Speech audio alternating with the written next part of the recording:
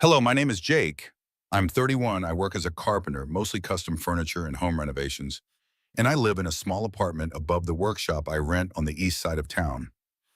It's not much, but the smell of sawdust and the sound of rain on the metal roof have become home to me over the past few years. I've never been much for parties. The noise, the crowds, the small talk that never seems to lead anywhere meaningful. It all feels like trying to build something without proper measurements. But when my friend Chris invited me to his birthday party last Saturday, I couldn't really say no. We've known each other since high school, back when we both thought we'd conquer the world by 25. Now we're both past 30, and the world feels more like something we're still figuring out how to live in. The party was at Chris's house, a modest two-bedroom place he shares with his girlfriend, Lisa.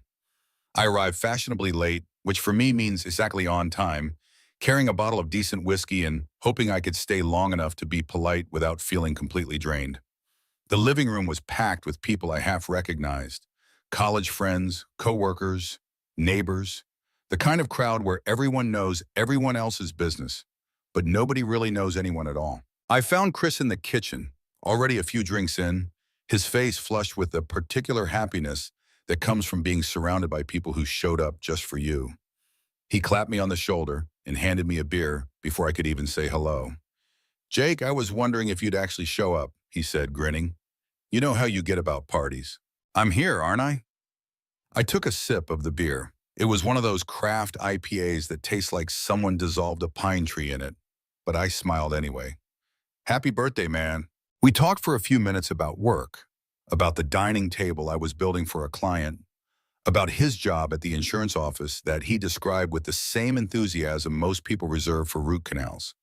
The conversation had that comfortable rhythm of old friendship, but I could see his attention drifting toward other guests, other conversations he needed to have. I didn't mind. That's how parties work.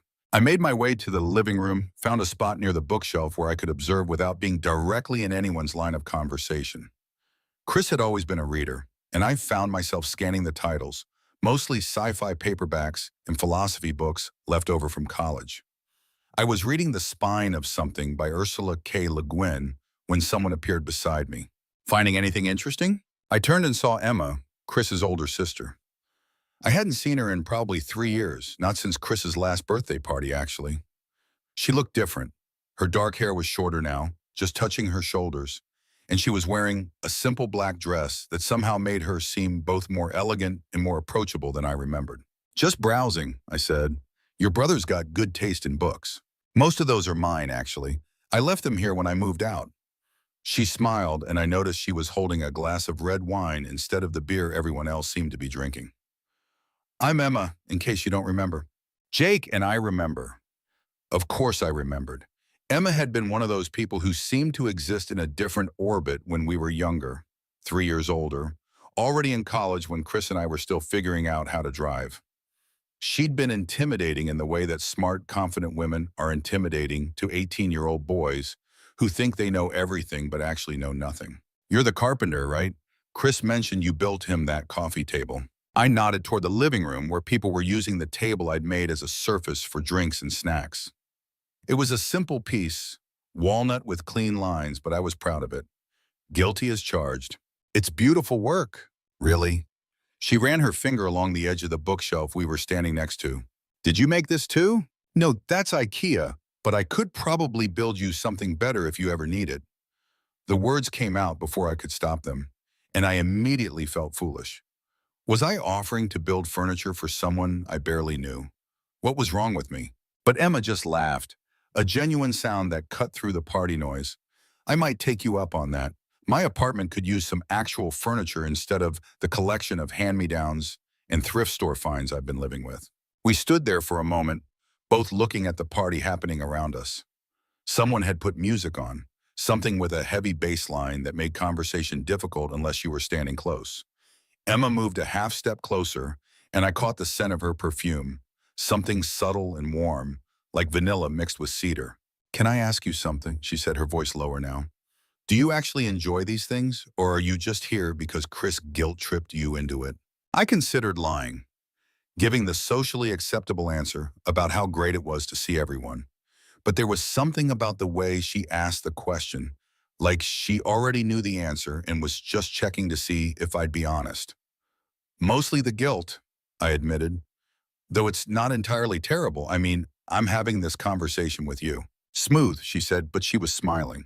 I was going to step outside for some air. Want to join me? I followed her through the kitchen and out the back door onto Chris's small patio. The night air was cool against my skin, a relief after the warmth and noise of the house. Emma sat down on the steps leading to the backyard, and I settled beside her, leaving a respectable distance between us. The backyard was so small but well-maintained, with a few flower beds that Lisa had planted and a fire pit that Chris had built himself with varying degrees of success. Above us, the sky was clear enough to see a few stars despite the city lights. Better, Emma said, taking a sip of her wine. I forgot how overwhelming Chris's parties can be. He invites everyone he's ever met. You don't live nearby anymore? I asked. About 2 hours north in Portland. I work for a nonprofit that focuses on environmental education. We do programs for schools, summer camps, that kind of thing. She paused, swirling the wine in her glass. It's good work, meaningful work, but the pay is about what you'd expect from a nonprofit. That's why you're living with hand-me-downs and thrift store finds. Exactly. She turned to look at me. What about you? Do you enjoy the carpentry work? It was a simple question, but it caught me off guard. Most people ask what I do for work, not whether I enjoy it. I do, actually. There's something satisfying about taking raw wood and turning it into something useful, something that will last.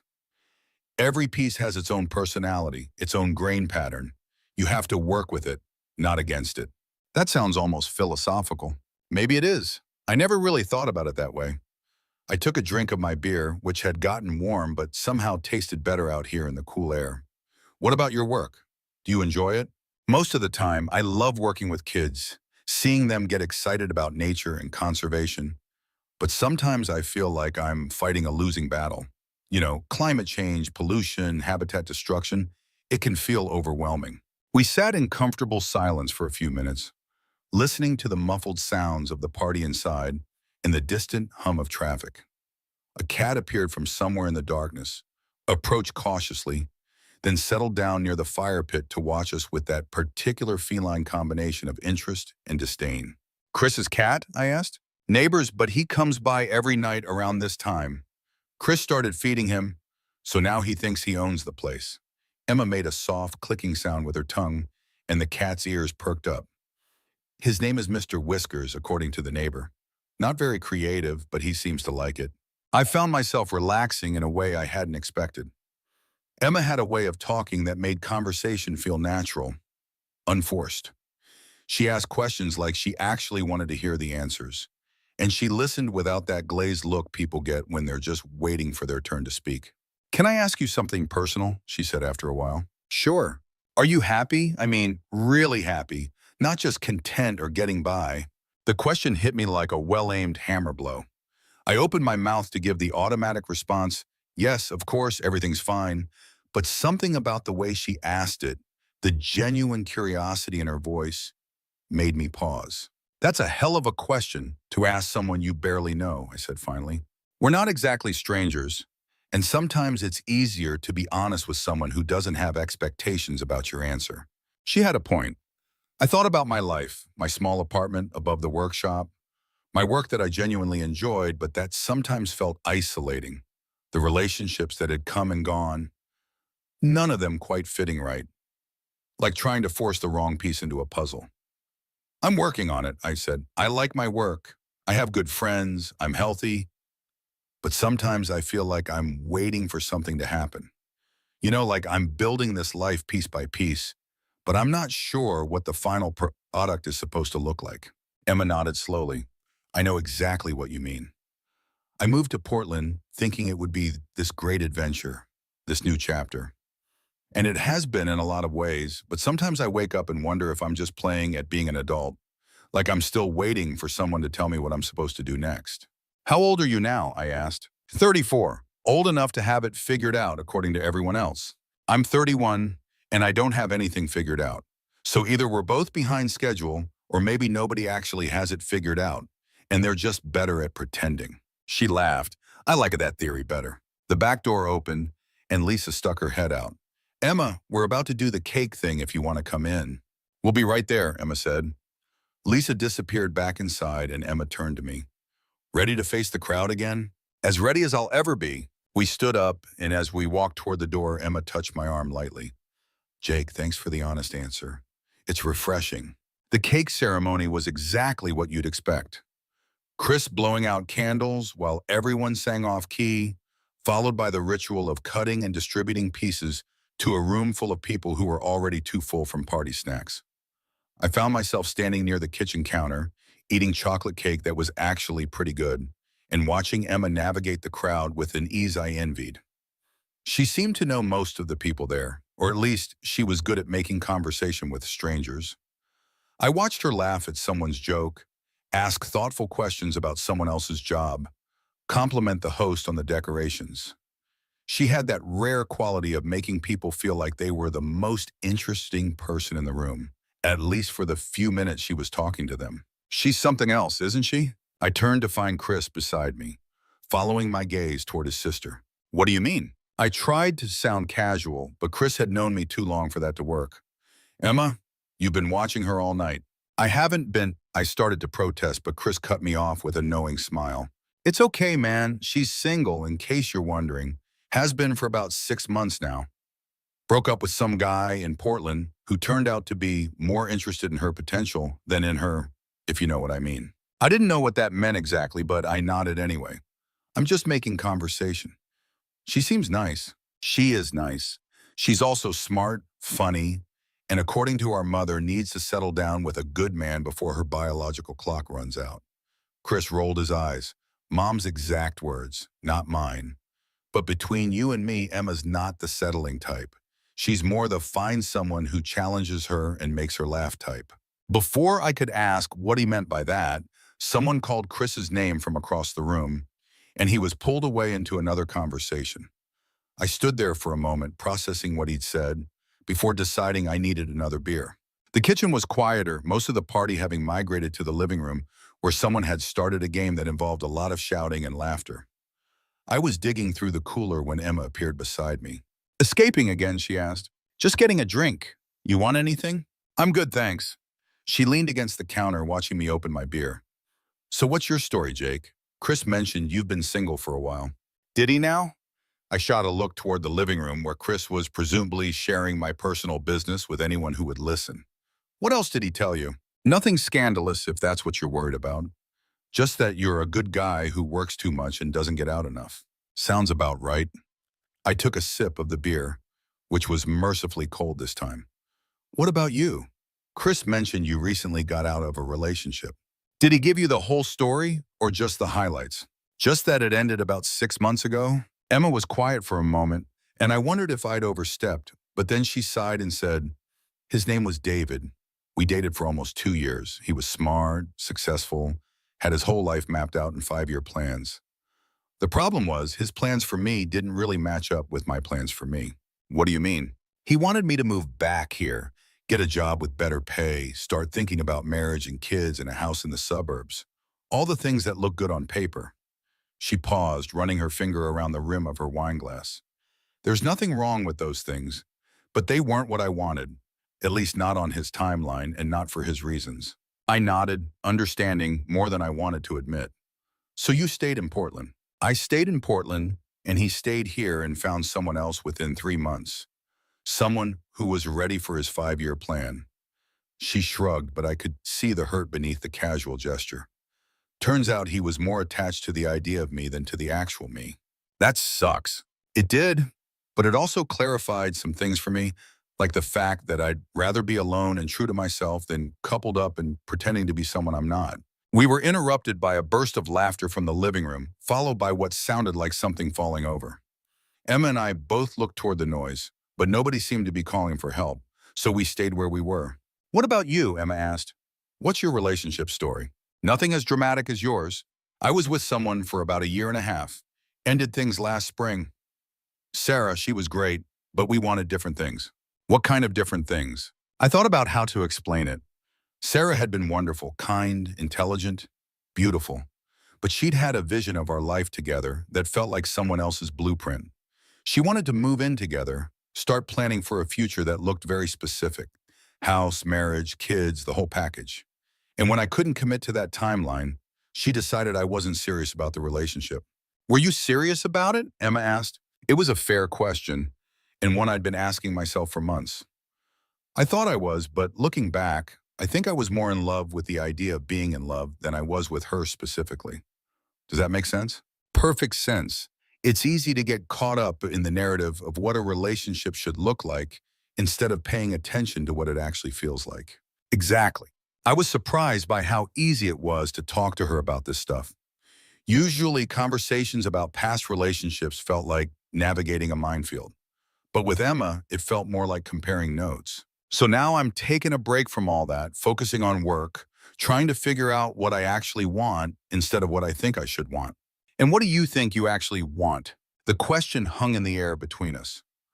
I looked at Emma, really looked at her, and felt something shift in my chest. She was leaning against the counter, her wine glass forgotten in her hand, waiting for my answer with the same genuine curiosity she'd shown all evening. I want to feel like myself with someone, I said finally. I want to be with someone who sees who I actually am, not who they think I could become. I want conversations like this one, where I don't have to perform or pretend or try to be impressive. Emma smiled, and it was different from the polite smile she'd been giving people all evening. This one reached her eyes. That sounds like a pretty good starting point. Before I could respond, the kitchen filled with people as the party game apparently reached some kind of conclusion. Chris appeared slightly out of breath and grinning. Jake, Emma, you're missing all the fun. We're about to start charades. I looked at Emma, who made a face that suggested she'd rather do almost anything else. Actually, she said, I was just telling Jake about that bookstore downtown that has the poetry readings. I thought he might be interested. This was news to me, but I played along. Sounds interesting. We should probably head out soon if we want to catch the last reading. Emma continued smoothly. It starts soon. Chris looked between us with barely concealed amusement. Right, the poetry reading? Of course. He clapped me on the shoulder and, well, don't let me keep you from culture. Thanks for coming, man. I said my goodbyes to Lisa and a few other people, then followed Emma toward the front door. She grabbed a light jacket from the coat closet, and we stepped out into the night air. Poetry reading? I asked once we were out of earshot. I panicked. It was the first thing I thought of. She laughed, a sound that was becoming increasingly familiar and pleasant. Though there actually is a bookstore downtown that does readings. We could go if you want, or we could just walk.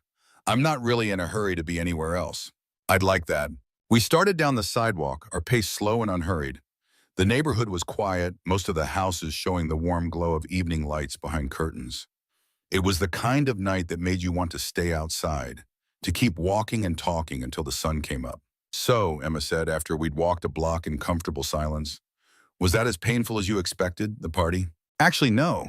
It was better than I thought it would be because of the scintillating conversation and excellent cake. Something like that. We turned a corner onto a street lined with old oak trees, their branches creating a canopy overhead. The streetlights filtered through the leaves, creating patterns of light and shadow on the sidewalk. Can I tell you something? Emma said, her voice quieter now. Sure. I almost didn't come tonight.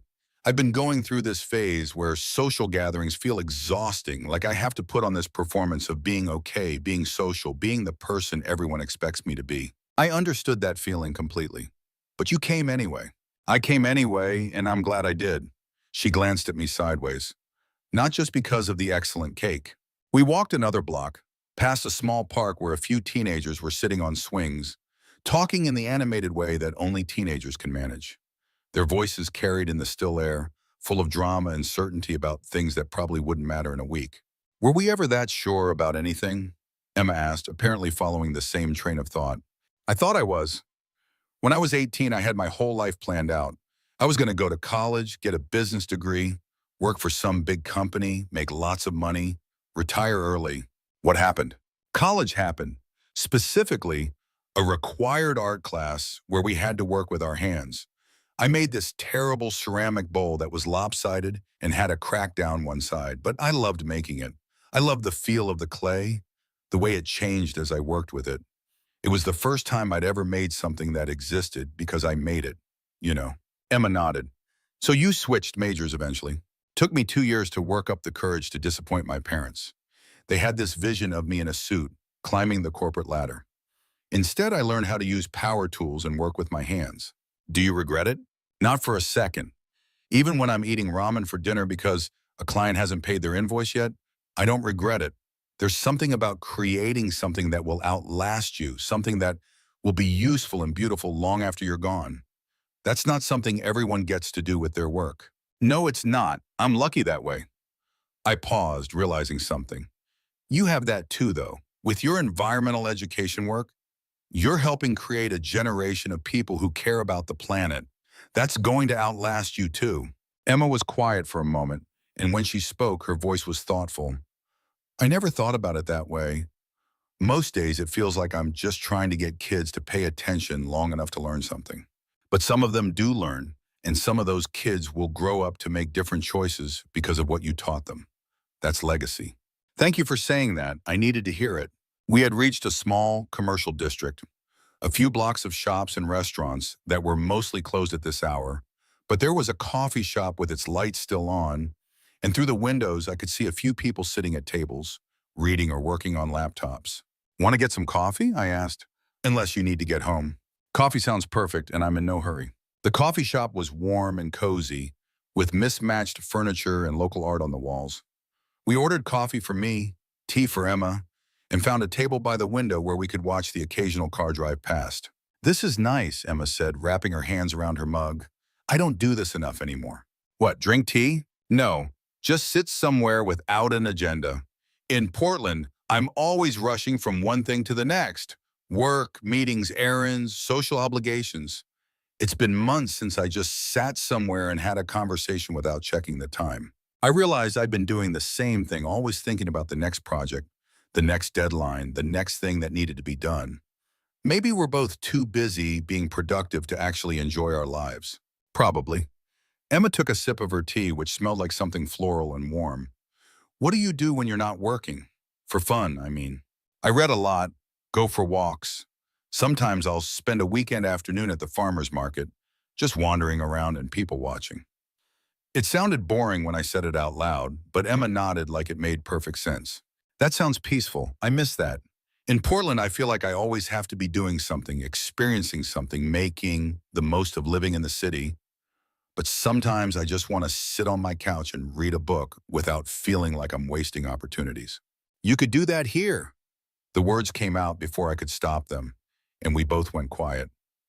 I hadn't meant it as a suggestion that she move back exactly, but that's how it sounded. I started to backtrack, but Emma held up a hand. I know what you meant, she said, and you're right. I could do that anywhere. I think I've been so focused on proving that I made the right choice by moving away that I forgot to actually enjoy the choice. We sat in a comfortable silence for a while, watching the few other customers in the coffee shop. There was an older man in the corner reading a thick paperback and making notes in the margins. A young woman with purple hair was typing furiously on a laptop, occasionally pausing to stare out the window with the intense focus of someone working through a difficult problem. Can I ask you something? What Emma said eventually. This might sound strange, but do you ever feel like you're waiting for permission to live your life? Like you're holding back from doing things you want to do because you're not sure you're allowed to want them? The question hit closer to home than I was comfortable with. What kind of things? I don't know. Taking risks, making changes, pursuing things that might not work out. She paused, looking down at her tea. Being honest about what you want from other people. I thought about that, about the ways I held myself back from taking chances, from being vulnerable, from admitting when I wanted something I wasn't sure I could have. Yeah, I said finally. I think I do that. I think I've been doing that for a long time. Why do you think that is? Fear, probably. Fear of being disappointed or disappointing other people. Fear of wanting something and not getting it. I met her eyes across the table. What about you? What are you waiting for permission to do? Emma was quiet for a long moment, and I wondered if I'd pushed too far. But then she said, I think I'm waiting for permission to stop trying so hard to prove I made the right choices, to admit that maybe I moved to Portland partly because I was running away from things here, and that maybe some of those things are worth running back to. What kind of things? Family? Old friendships? The possibility of building something lasting instead of always starting over. She looked at me directly. People who see me for who I actually am instead of who they think I should be.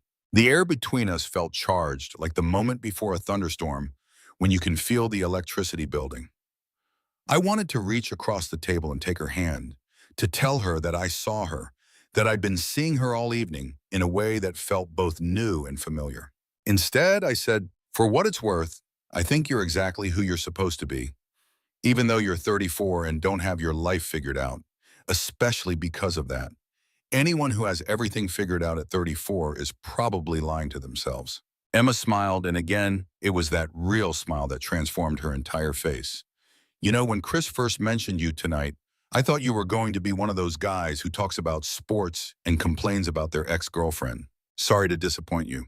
"You didn't disappoint me. You surprised me. That's much better." The coffee shop was starting to empty out, and I noticed the barista behind the counter beginning to clean up for closing. I checked my watch and was surprised to see how late it was. We'd been talking for hours, but it felt like minutes. "I should probably let you get home," I said reluctantly. "Probably, but I don't want to." The honesty of the statement hung between us. I didn't want the evening to end either. Didn't want to go back to my small apartment and my routine and the careful distance I kept from most people. "Walk me to my car?" Emma asked. Of course. We gathered our things and stepped back out into the night air.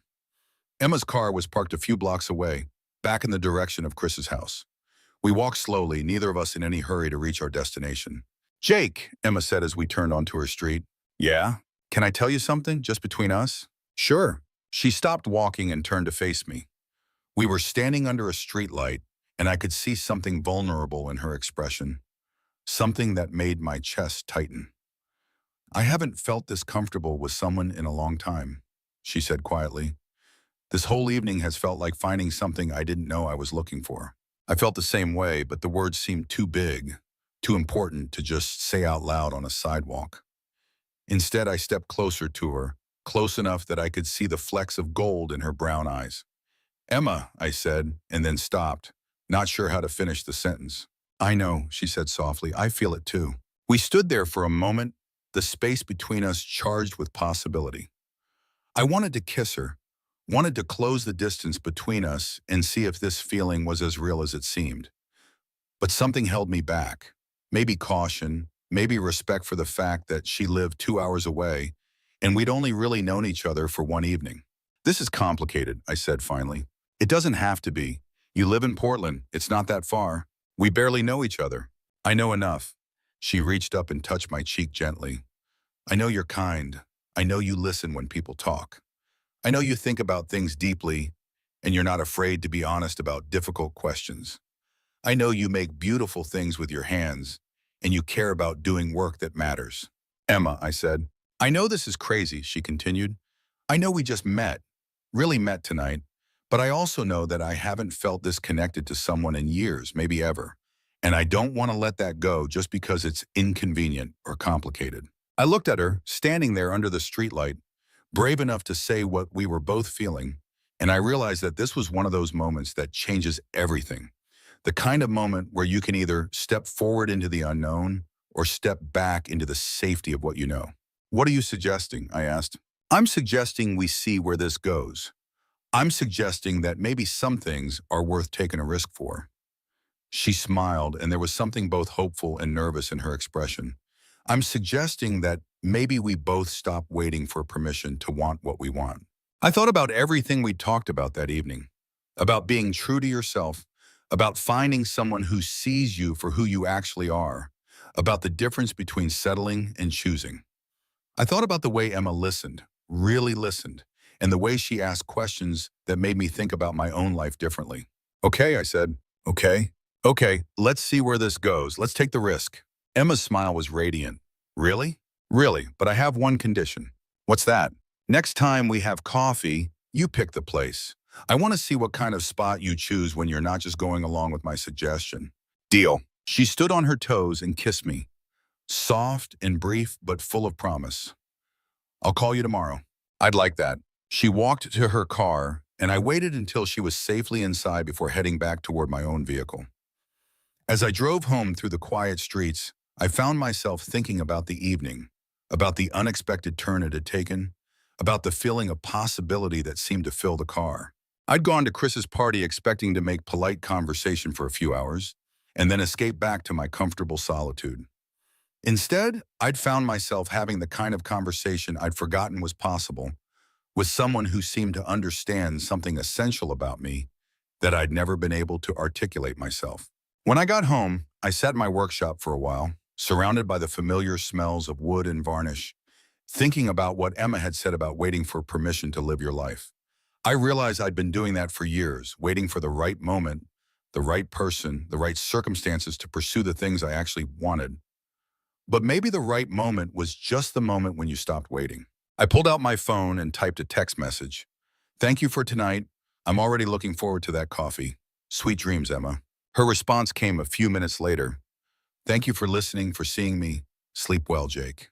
I went to bed that night with the strange and wonderful feeling that something fundamental had shifted in my world. I'd spent so much time building a careful, controlled life that I'd forgotten how exciting it could be to let someone else in, to take a chance on something uncertain but full of potential. The next morning, I woke up earlier than usual and found myself looking forward to the day in a way I hadn't in months. I made coffee and sat at my small kitchen table, thinking about Emma's question about what I actually wanted from life. For the first time in a long time, I had an answer that felt true.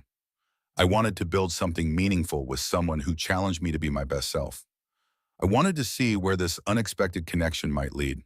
Emma called that afternoon and we talked for 2 hours about everything and nothing. She told me about her work, about the program she was developing for middle school students, about her small apartment with the view of the mountains. I told her about the dining table I was working on, about the client who wanted something rustic but elegant, about the way different types of wood had different personalities. "I want to see your workshop," she said, "and I want to see that dining table." "You're welcome anytime," I said and meant it. "What about next weekend? I could drive down Saturday morning, spend the day." "I'd love that." After we hung up, I found myself looking around my workshop with new eyes, seeing it as Emma might see it. The organized chaos of tools and wood scraps, the half-finished projects, the smell of sawdust and possibility. I realized I wanted to share this space with her, wanted to show her the things I was creating, wanted to hear her thoughts about the work that meant so much to me. That week passed slowly, but not in a bad way. It was the kind of slow that comes from anticipation, from having something to look forward to. Emma and I texted throughout the week. Nothing profound, just the small observations and questions that help you learn about someone. She sent me a picture of a hawk she saw outside her office window. I sent her a photo of the grain pattern in a piece of cherry wood that reminded me of flowing water. By Friday evening, I found myself nervous in a way I hadn't been since high school.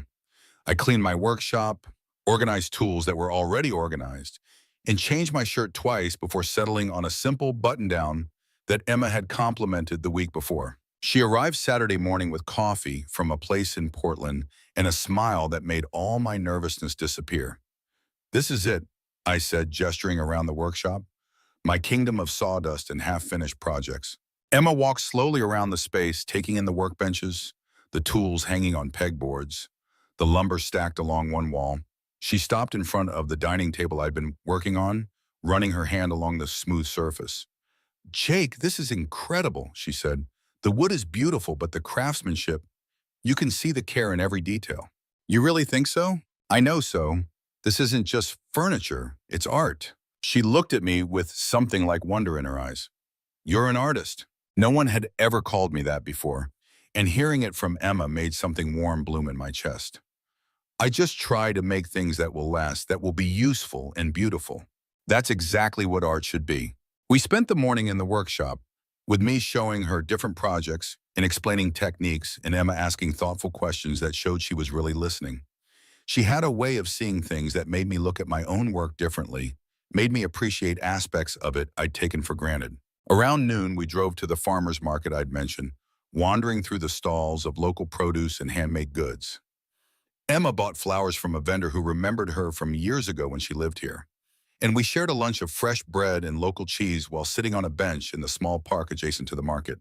I'd forgotten how much I loved this place.